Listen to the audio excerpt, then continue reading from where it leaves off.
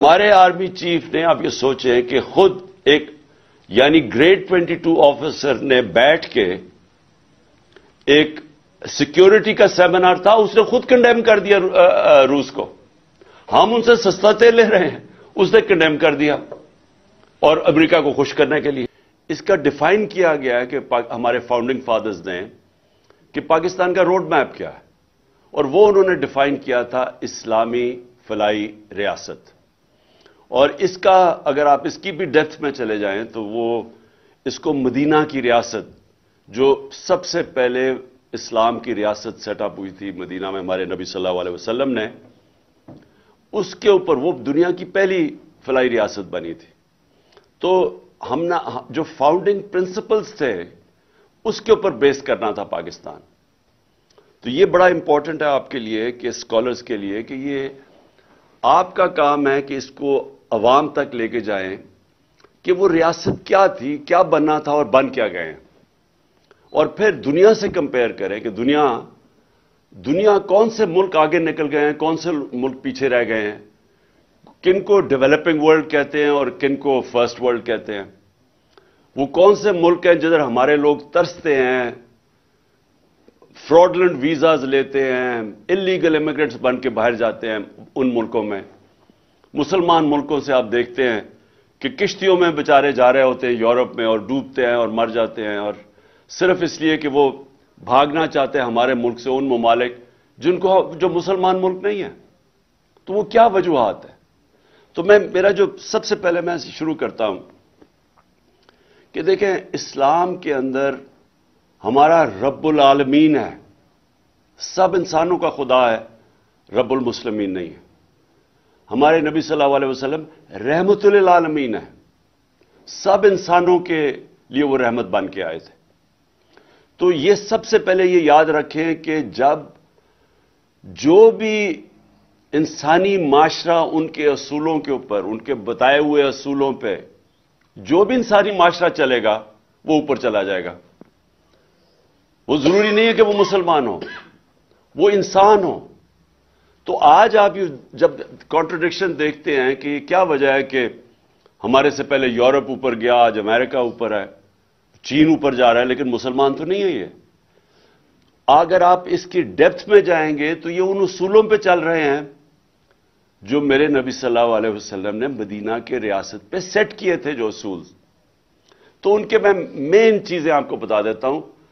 Depth میں تو scholars کا کام ہے جانا اور لوگوں کو ان ڈیپتھ میں بتانا کہ کیسے، کیوں اللہ ہمیں حکم دیتا ہے کہ اس نبی صلی اللہ علیہ وسلم کی سنت پہ چلو، ان کی شریعہ پہ چلو.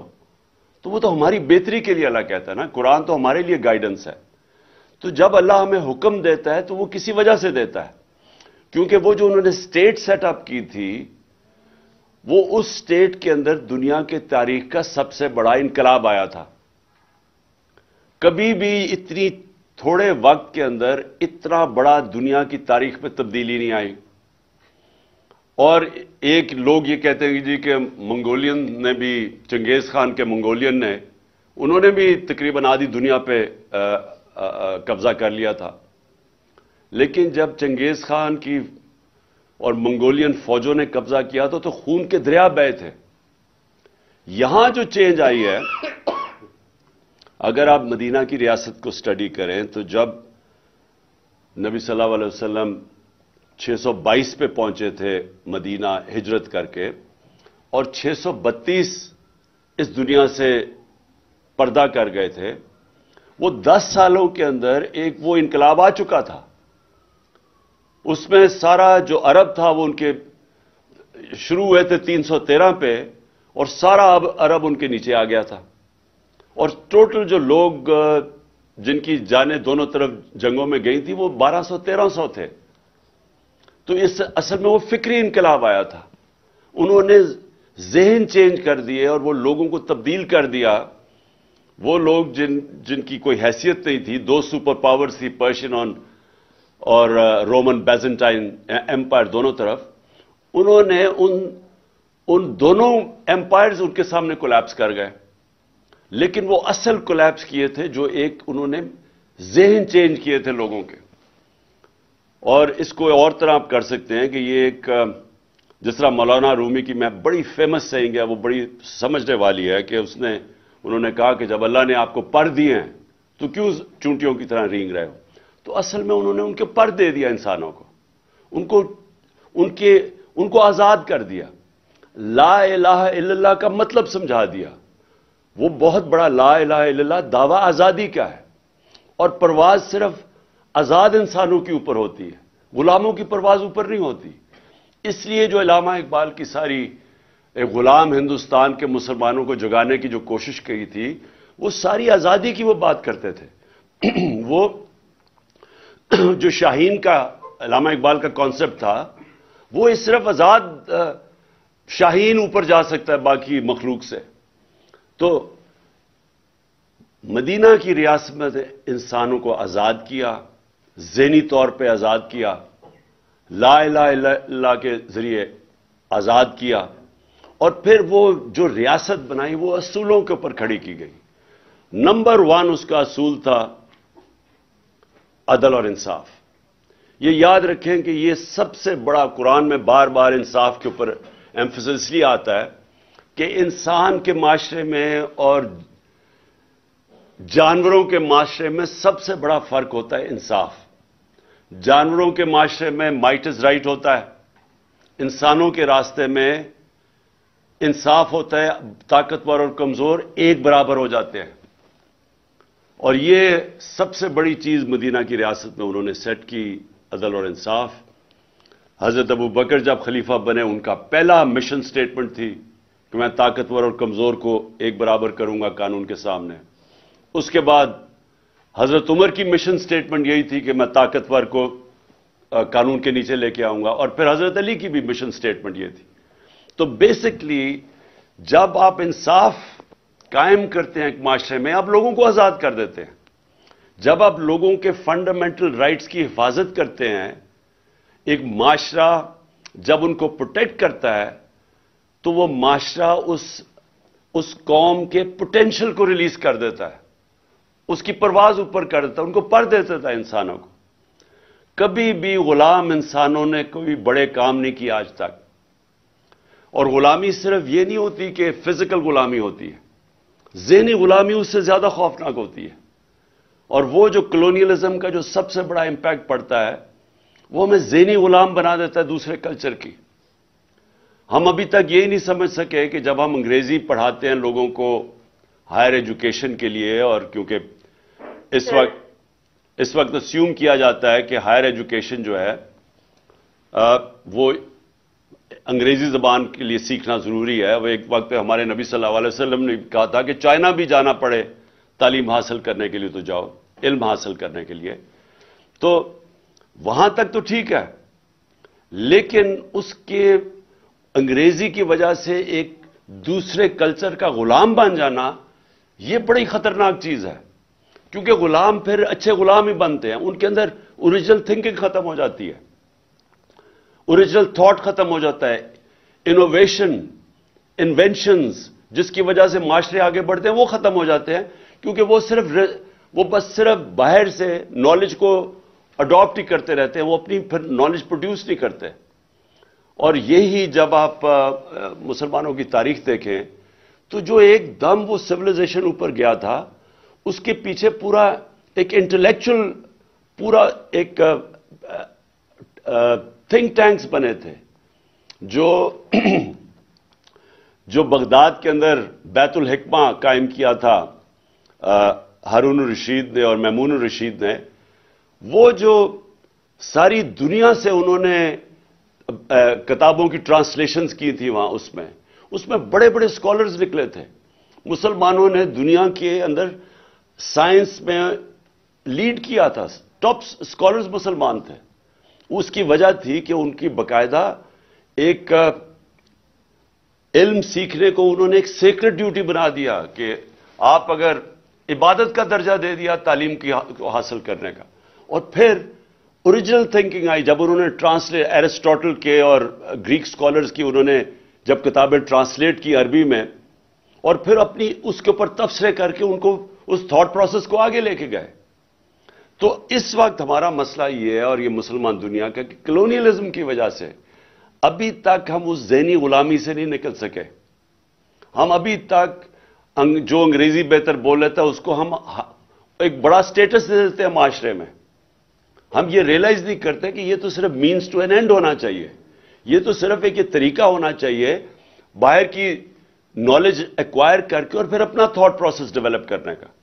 اور اسی لیے ابھی تک ہم کہ کیا ہونا چاہیے تھا پاکستان کو, ہم یہی نہیں سمجھ سکے کہ اس کی بڑی ایک عظیم خواب تھا, مشن سٹیٹمنٹ تھی اسلامی فلاحی ریاست, بیسکلی مدینہ کی ریاست کے اصولوں پہ کھڑا ہونا. تو آج آپ یہ دیکھ لیں کہ جو نمبر 1 پرنسپل تھا عدل اور انصاف, جس کو آپ اس کو انگریزی میں رول آف لا کہتے ہیں, آج آپ دیکھ لیں کہ مسلمان دنیا کے کیا حالات ہیں رول آف لا کے انڈیکس میں, اور آپ دوسری طرف دیکھ لیں کہ مغربی ریاستیں جو مسلمان نہیں ہیں ان کے رول آف لا کے انڈیکس میں وہ کدھر ہیں. ایک رول آف لا انڈیکس ہے جس میں ٹاپ پہ سوئٹزرلینڈ ہے 99.9%, اور سب سے کم ہے نائجیریا 7% پہ. نائجیریا تیل کے ذخیرے پہ بیٹھا ہوا ہے, غربت کی انتہا ہے نائجیریا میں. سوئٹزرلینڈ میں کوئی ریسورسز ہی نہیں ہے, لیکن کیونکہ وہاں رول آف لا اور انصاف ہے وہ سب سے خوشحال ملک ہے. یورپین ویسٹرن ملک سب 80 to 90% ہے رول آف لا میں اور خوشحال ہے. اور مسلمان دنیا شاید ہی کوئی مسلمان ملک 20% سے اوپر ہے. اور پاکستان کا حال آپ کے سامنے ہے. یہ جو اب سب کچھ ہو رہا ہے پاکستان میں, یہ جو تماشے ہو رہے ہیں, لوگوں کو پکڑ پکڑ جیلوں میں ڈالنا, کوئی فنڈامنٹل رائٹس کی کوئی حفاظت نہیں کر سکتا, طاقتور جو مرضی کر لے پاکستان میں, وہ چوری کر کے NRO لے لیں. قبضہ گروپ پھر رہے ہیں پاکستان میں.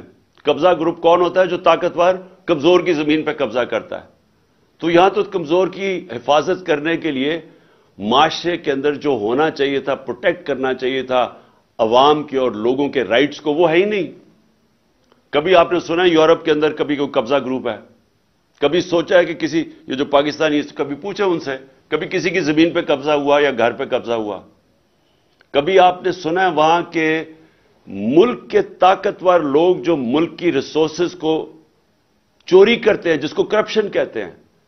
کرپشن ہوتا ہے جو آپ قوم کے پیسے کو چوری کرتے ہیں, اور جو چوری ہمارے وہ انڈیویجول اس کو چوری کہتے ہیں, ڈاکہ کہتے ہیں, لیکن کرپشن وہ ہوتی ہے جو قوم کے وسائل کو چوری کرتے ہیں. کبھی آپ نے سنا ہے کسی مغربی ملک کے اندر کہ بڑے بڑے چوروں کو NRO دیا ہو؟ اور اسی لیے نبی صلی اللہ علیہ وسلم نے 1500 سال پہلے کہا تھا کہ تمہارے سے پہلے بڑی قومیں تباہ ہوئی. جو طاقتور جب چوری کرتا تھا تو اس کو نہیں پکڑتے تھے, کمزوروں کو صرف سزا دیتے تھے. تو یہ آج اب مغرب میں آپ کو نہیں نظر آئے گا. وہ سب سے زیادہ زور ہوتا ہے بڑے چوروں کو پکڑنا. سنگاپور جو آج سب سے بڑا سکسیسفل ماڈل سمجھا جاتا ہے, ہمارے ساتھ سنگاپور کی پر کیپٹا انکم تھی 50 55 60 سال پہلے. ہمارے اور ان کی پر کیپٹا تقریباً ایک ہی برابر تھی, میرا $150-200 ایسے کچھ تھا. آج سنگاپور کی پر کیپٹا $60,000 ہے, اور پاکستان کی پر کیپٹا انکم مجھے بڑے افسوس سے کہنا پڑتا ہے پتہ نہیں 2000 بھی پہنچی ہے یا نہیں, کیونکہ اب جب روپیہ گرتا ہے تو وہ نیچے آ جاتی ہے پر کیپٹا. اور اب $100 گرا ہے پچھلے 8-9 مہینے میں $100 ڈالر میں گر چکا ہے. تو سوچے کہ پر کیپٹا اور نیچے آ گئی ڈالر ٹرمز کے اندر. تو سنگاپور کی $60,000 پر کیپٹا ہے. تو سنگاپور نے کرپشن کے اوپر آتے ساتھ ہی ہاتھ ڈالا. کیسے؟ قانون رول آف لا اسٹیبلش کر کے. انہوں نے چھوٹے چوروں کو نہیں پکڑا, انہوں نے وہ جو حدیث ہے اس کے اوپر چل کے انہوں نے سب سے بڑے لوگوں کو, بڑے بڑے وزیروں کو پکڑا, اور اس کے بعد وہ نیچے خود ہی لوگ ٹھیک ہو جاتے ہیں. اور چھوٹی چوری سے ملک تباہ نہیں ہوتے. جو بڑے بڑے وزیر اعظم, منسٹرز, جب آپ کے صاحب اقتدار, صاحب حیثیت جب وہ چوری کرتے ہیں تب ملک ختم ہوتا ہے. چائنا نے جو سب سے تیزی سے ترقی کر رہا ہے, 450 تقریباً 450 وزیروں کو انہوں نے سزائیں دی ہیں پچھلے 7 سال میں. تو کوئی بھی ملک جب تک इंसाफ कायम नहीं करता, वहां खुशहाली नहीं आती। जब तक रूल ऑफ लॉ नहीं है, डेमोक्रेसी नहीं आती। डेमोक्रेसी आप जब रूल ऑफ लॉ का मतलब ही डेमोक्रेसी है। डेमोक्रेसी होती वो है जो कानून के सामने सबको एक बराबर कर देती है। तो जब आपके मुल्क में रूल ऑफ लॉ ना हो, डेमोक्रेसी नहीं आती। अब ये तमाशा देख लें, पाकिस्तान में आइन कहता है कि 90 दिन के अंदर इलेक्शंस होने हैं। वो सारे मिलके कह रहे हैं कि नहीं जी 90 दिन में इलेक्शन नहीं, और बहाने मार रहे हैं कि कोई जी पता नहीं पैसे नहीं है। पैसे नहीं है, सोचे, कहते हैं पैसे नहीं है इलेक्शन करवाने के लिए। ये तो डायरेक्ट, ये भी आइन की कॉन्ट्रवेंशन है। हमारे मुल्क के अंदर जब तक हम रूल ऑफ लॉ एस्टेब्लिश नहीं करते, जो मैंने 26 साल पहले अपनी तहरीक शुरू की थी, इंसाफ की तहरीक, मींस रूल ऑफ लॉ, तो ये तो नंबर 1 चीज थी मदीना की रियासत में। खुशहाली बाद में आई, पहले अदल और इंसाफ आया। दूसरी चीज उतनी बड़ी है सॉवरेंटी। देखिए, एक ला इलाहा इल्लल्लाह का दावा यह होता है कि मैं आजाद हूं, मेरा मुल्क आजाद है। यह नहीं हो सकता कि आप इतना बड़ा दावा करते हैं और आपका मुल्क गुलामी करे, कभी किसी सुपर पावर की, कभी किसी के सामने हाथ फैलाए। यह बिल्कुल ला इलाहा इल्लल्लाह की कॉन्ट्रवेंशन है। एक स्टेट की सॉवरेंटी जब वो सब्जुगेट कर देती है अपनी सॉवरेंटी। अच्छा, इसको भी और डिफाइन कर दें कि जब हम कहते हैं इंडिपेंडेंट फॉरेन पॉलिसी, उसका क्या मतलब है? इंडिपेंडेंट फॉरेन पॉलिसी का मतलब यह होता है कि एक मुल्क की फॉरेन पॉलिसी बनती है अपने लोगों के मफादात की तहफ़्फ़ुज़ देने के लिए। हम अपने मुल्क के फायदे के लिए फॉरेन पॉलिसी बनाते हैं, अपने लोगों के, जिसको नेशनल इंटरेस्ट कहते हैं।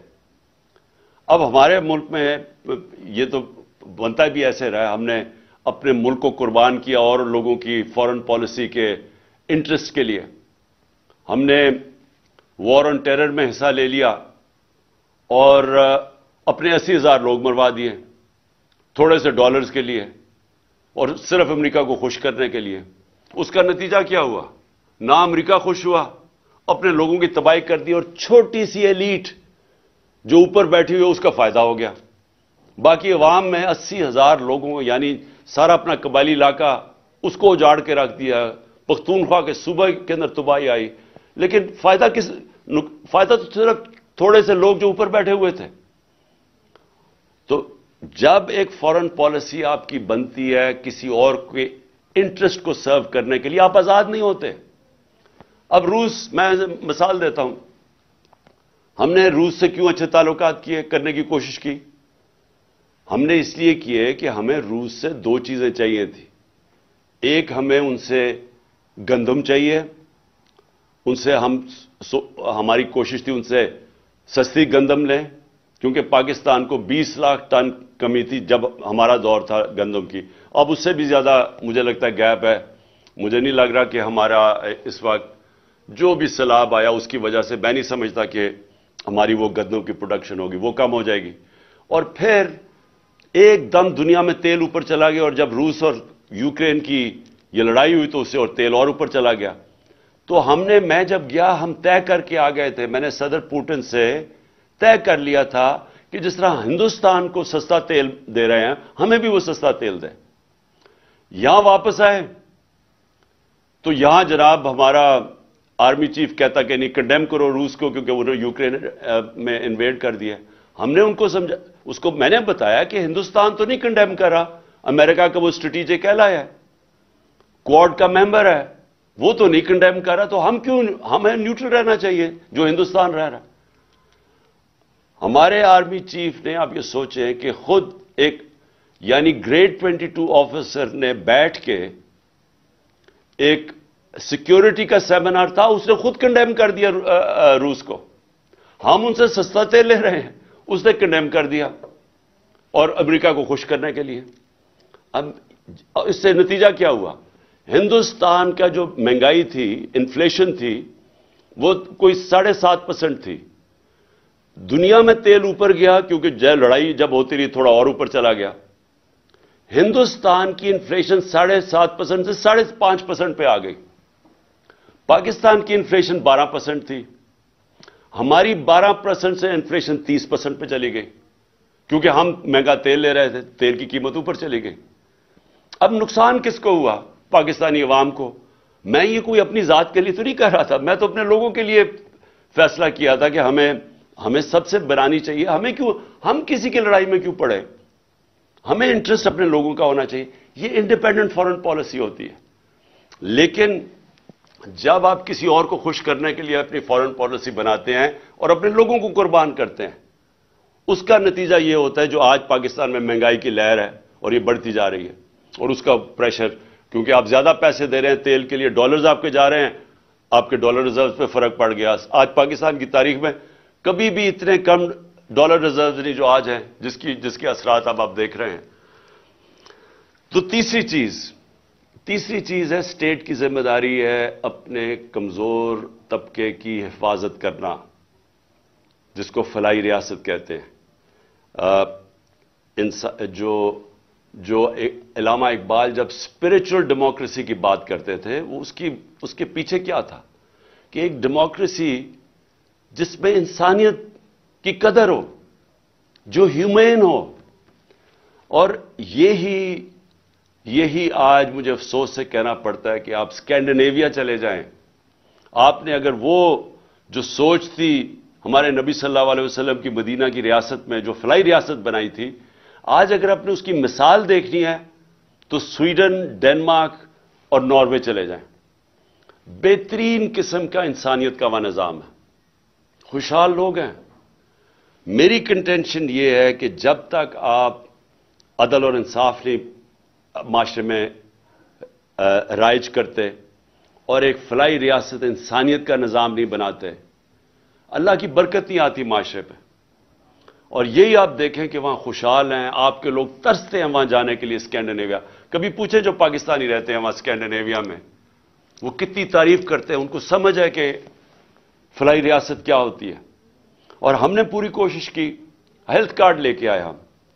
ہیلتھ کارڈ کا مطلب یہ تھا کہ سارے پاکستان کے خاندانوں کے پاس ہیلتھ انشورنس ہو 10 لاکھ روپے کی، کہ کسی بھی ہسپتال میں جا کے اپنا علاج کروا سکے.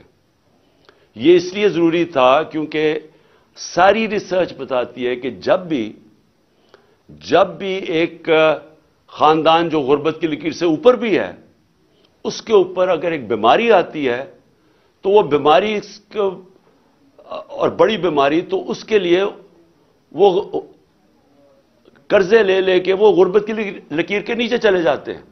یہ غربت کا ایک بہت بڑا وجہ ہے کہ ایک خاندان میں بیماری آ جاتی ہے. تو ہیلتھ کارڈ یہ پروٹیکشن تھی لوگوں کی.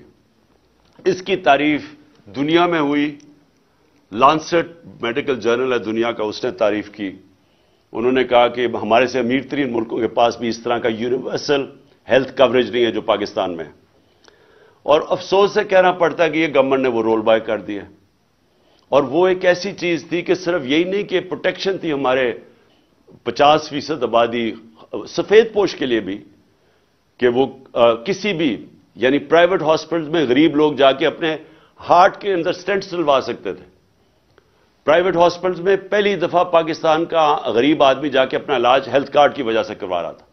اور دوسری چیز کہ دیہاتوں کے اندر پہلی دفعہ پرائیویٹ سیکٹر ہاسپٹل بنانے کے لیے جا رہا تھا کیونکہ ہیلتھ کارڈ کی وجہ سے. اب وہ سب کچھ رک گیا. ہمارا جو احساس پروگرام تھا وہ دنیا نے اکنالج کیا. اسٹینفورڈ یونیورسٹی نے اپنی رپورٹ کی احساس پہ، اور انہوں نے کہا کہ یہ پاکستان کے اندر ہیلتھ اور ایجوکیشن کے اوپر یہ جو پیسہ خرچ کر رہے ہیں، اور اس کی وجہ سے فلاحی ریاست کی طرف پاکستان جا رہا ہے. تو جو بھی ملکوں کے اندر ظلم ہوتا ہے، جو قدر نہیں کرتے اپنے کمزور طبقے کے، جدھر غریب اور امیر میں فاصلے بڑھتے جاتے ہیں، جدھر غریب کی بنیادی ضروریات پوری نہیں کرتا ایک معاشرہ، میری یہ ایمان ہے کہ ان کے اوپر اللہ کی برکت نہیں آتی. ہمیں یہ کہا جاتا ہے کہ جی پہلا پیسہ آئے گا، پہلے قوم کے اندر پیسہ آئے گا اور پھر ہم اس قوم کے اندر فلاحی ریاست لے کے آئیں گے. میں یہ سمجھتا ہوں کہ یہ بالکل غلط ہے. پہلے آپ فلاحی ریاست لیتے ہیں، عدل اور انصاف قائم کرتے ہیں، پھر قوم میں خوشحالی آتی ہے، جو کہ مدینہ کی ریاست میں ہوا تھا. شروع میں تو بڑے مشکل حالات تھے مسلمانوں کے، لیکن انہوں نے آتے ساتھ ہی فلاحی ریاست، اور انہوں نے عدل اور انصاف قائم کیا، اس کے بعد خوشحالی آئی. اور یہی ماڈل پاکستان کو فالو کرنا ہے، کیونکہ اب تک ہم انتظار ہی کرتے رہتے ہیں کہ جی پہلے پیسے آئیں گے اور پھر فلائی ریاست بنے گی، جو نہ پیسے آتے ہیں اور نہ فلائی ریاست بنی ابھی تک.